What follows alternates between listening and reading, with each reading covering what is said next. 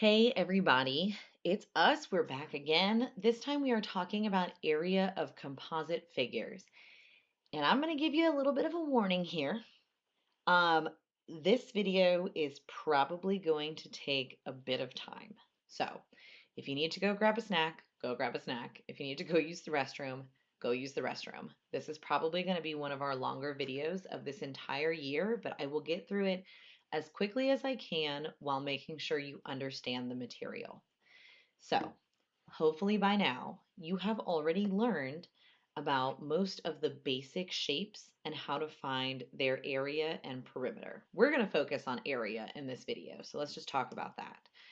You should be familiar with rectangles, squares, triangles, circles, semicircles, parallelograms, and trapezoids by now. You don't have to have anything memorized, but you are potentially going to have to use all of those formulas for composite figures. So now the question is, what is a composite figure? Well, a composite figure is anything that is made up of more than one shape.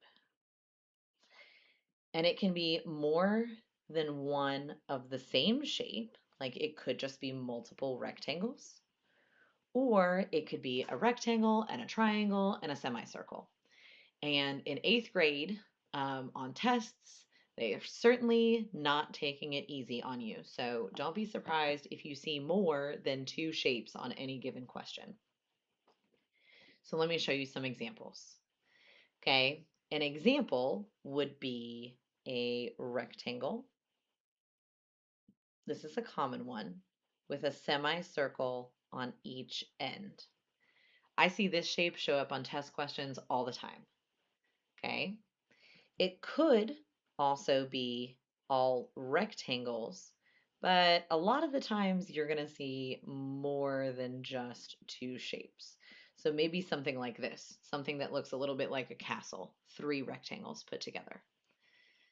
What it will not be, and what you are probably not going to see anymore in eighth grade, is a plain shape by itself.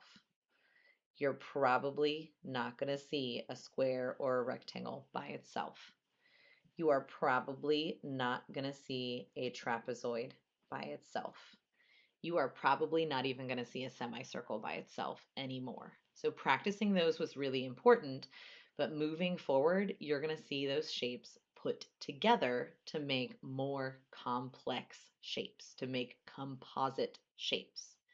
Okay, and just like a lot of other things that we've done this year, we came up with a set of steps that you could use to help you get through these problems. Because I know that you can find the area of a rectangle, and I know that you can find the area of a circle, but putting them together, sometimes people get lost because it's such a big process. So, 5 steps, here we go. First, you got to decide if the question is asking you for area or perimeter. And today they're all going to be asking for area, but we're going to have to figure out like why. We can't just assume, okay? Then you're going to split it up. You're going to divide that figure into different shapes that you can identify. So if you split it into shapes you can't identify, that's not going to work because you won't know what formulas to use. You've got to be able to identify those shapes. Then you're going to find those formulas.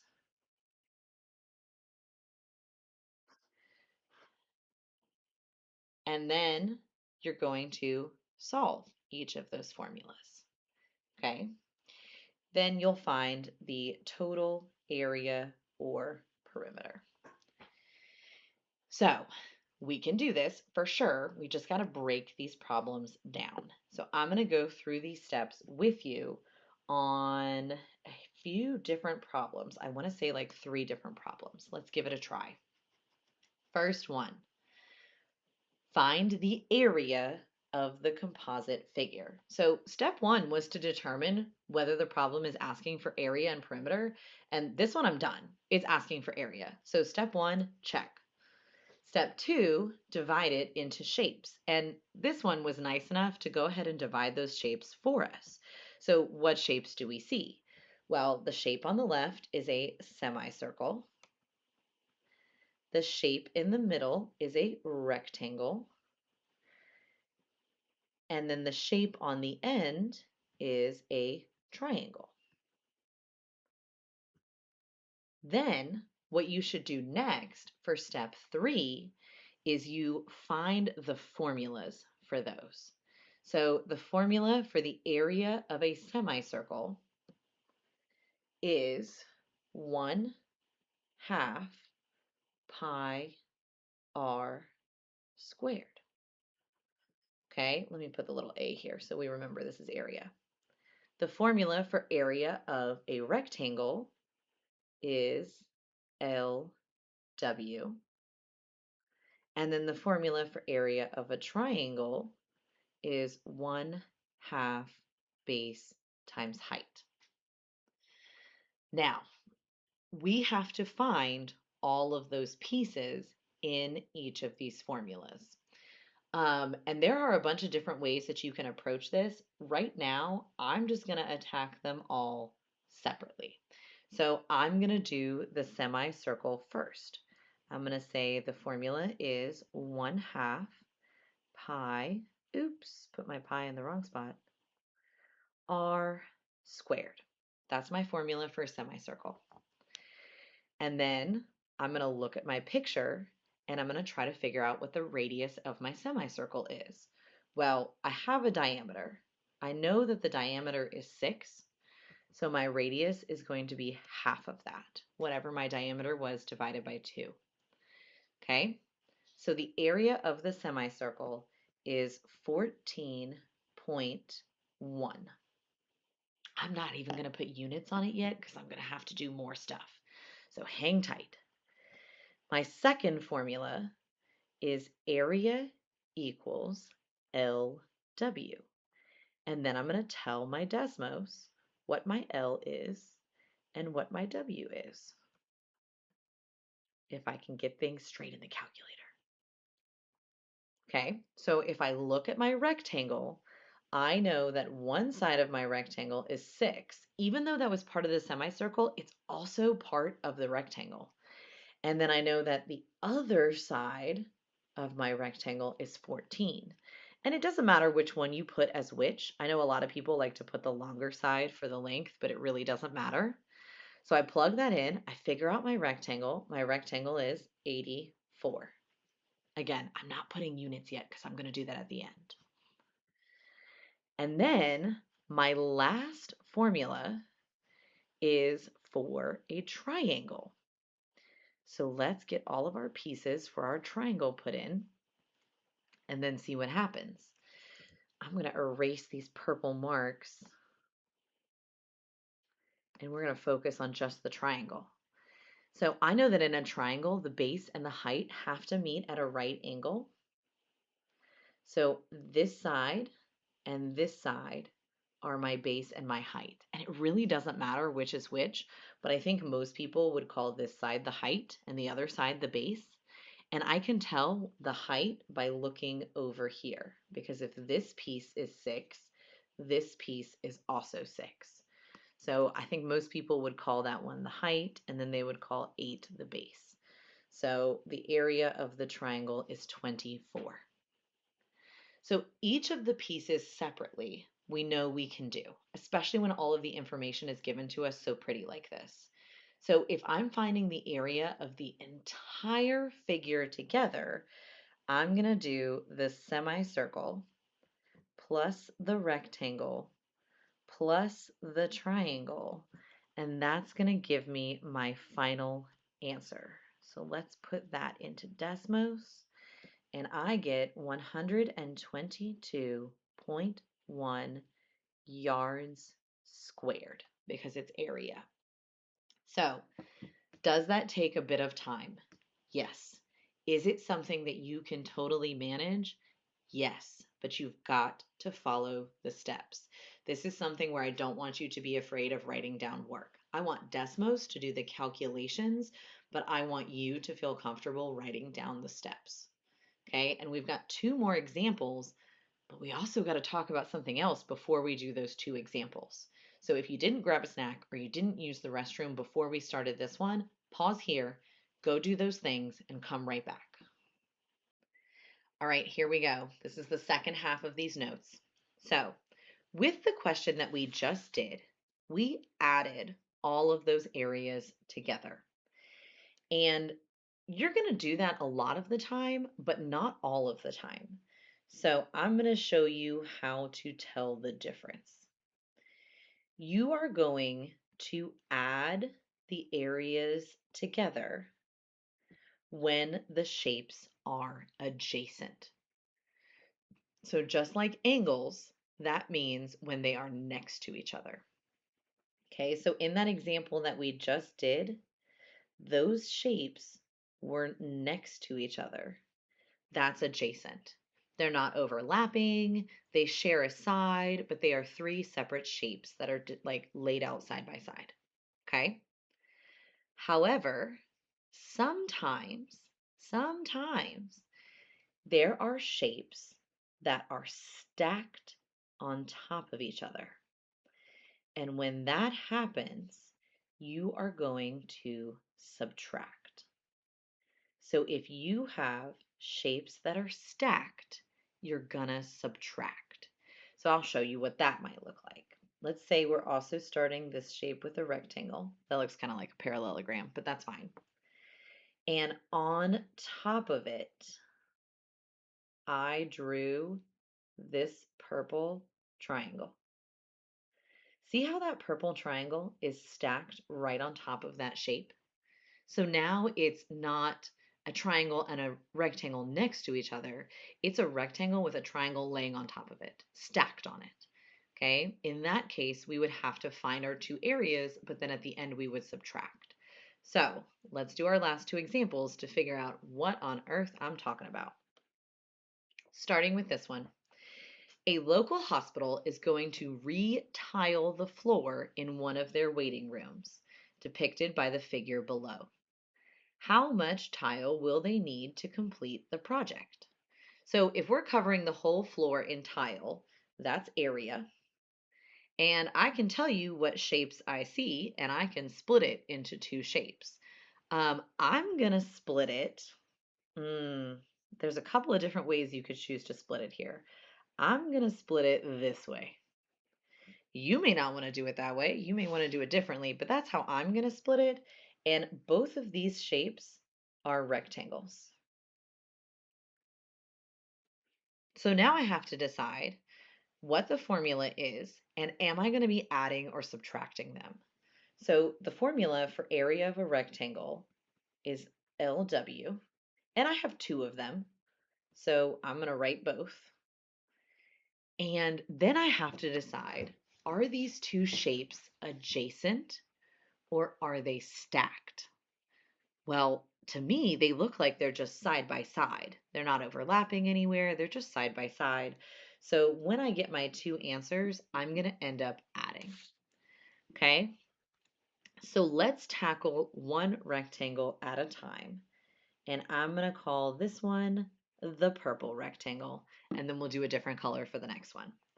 So my formula here is area equals length times width. And then I'm going to make Desmos do the work for me. And it's going to tell me what I'm going to write what its length and width are. So if I look up here at my rectangle, I'll call this one the length and this one the width. It really doesn't matter. So length is 13, width is 22, and then it gives me the area, 286. So there's my first rectangle done. Now the problem is going to be with this second rectangle because no way it could all be smooth sailing, right? So let's call this one our green rectangle. All right, and let's outline it. Here, here, here, and here. Okay, green rectangle. I'm going to be using the same formula, which is nice because I don't have to clear everything out of Desmos. But my issue is I know what my length is. I'm going to call my length 24, but I have no idea what my width is. Okay, I don't have a measurement for that. There's nothing labeled on the left side or the right side. So I have to use other information in this question to figure out how long that side is. In fact, I should just call it W instead of putting a question mark there. And then let me grab a highlighter. Okay, to find my missing width, I'm going to look at which direction my width is going. So it's vertical on my rectangle. And then I'm going to look for other sides that are also vertical because they will tell me the answer. So my width is vertical. The only other vertical sides in this problem are the 22 and the 7. So if I do something with the 22 and the 7, they will tell me what my width is. And I can tell the width is shorter than the 22. So to find the width, I'm going to do 22 minus 7, which is 15. Okay, so my width is 15 because if I did the 7 plus the 15, that would give me this 22 over here. So I'm just going to type in 22 minus 7 there, and I'm going to let it give me the answer. So the area of my green rectangle is 360. And I know I'm supposed to be adding these two together. So let me grab one last color here. If I add 286 plus 360, I get 646 feet squared as my answer. I know you can find the area of two rectangles. The place this gets tricky is finding those missing sides and knowing what to do with the purple number and the green number. Okay, so rewatch the last 5 minutes if you need to. We're going to do another example together. Buckle in. This is the last one, but I want everybody paying close attention. So if you can't pay close attention, get up, walk a lap around your room, and sit back down because we got one more to go.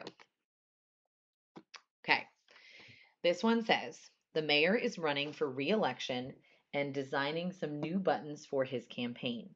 How much paint will it take to cover the shaded part of the button? So we're covering something. Cover tells me that this is area. It's already pretty easily split into a couple of shapes. So what I see is I see a circle and I see a triangle. Now, something weird is happening to them, but the whole yellow shape, if that triangle wasn't there, would be a circle. Okay? And I can't treat each of these as like different parts because this doesn't have a name for us. So we can't treat that like it's its own shape. We got to use it as part of the circle. All right, formulas. For a circle, the formula is pi r squared. And for a triangle, the formula is 1/2 base height. Then I got to decide my operation. Am I adding or am I subtracting? So this is what we were talking about when we were talking about if they are stacked, subtract. All right. That triangle is stacked right on top of that circle. Like imagine you had a circle and a triangle in real life in front of you. You would have to put the triangle on top of the circle to make this happen.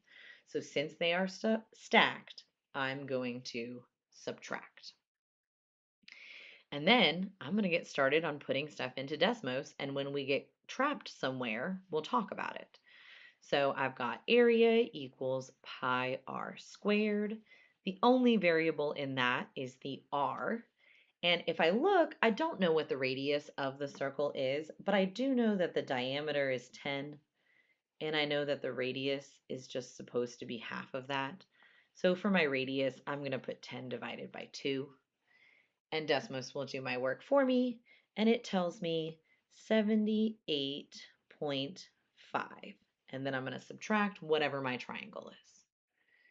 Okay, well, let's clear those orange marks off of there. And then let's see if we can figure out all the parts of the triangle. So first, formula equals 1/2 base height, base equals height equals, all right, let's look at it. I think most people would say this is the base, and that's 10, and you're absolutely correct. But then when trying to figure out the height, they might be a little bit more confused. Okay, so there's a picture of my height. It goes from the top of the triangle down to the base and it forms the right angle. And I know, I'm going to just tell you, I know that this height is 5. And how do I know that? I know that it's 5 because it is the same as the radius of my circle. So if I continued it and I went all the way, that dotted line would be 10, and half of 10 is 5. So you can either put 5, oh, I put these in the wrong spot. It doesn't matter, but I put them in the wrong spot.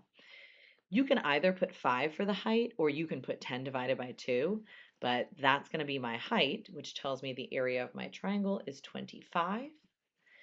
And then I can use Desmos to finish the math for me, and I get 53.5 centimeters squared. And that's the area of the yellow part. So the whole circle with the triangle cut out of it. And that is the end of the video. Please rewatch whatever pieces you need as many times as you need. Each part of these problems isn't hard necessarily, but when you put them all together, that's what makes them tricky. So please do not be afraid to watch it again or watch pieces of it again. Alrighty, I'll see you next time.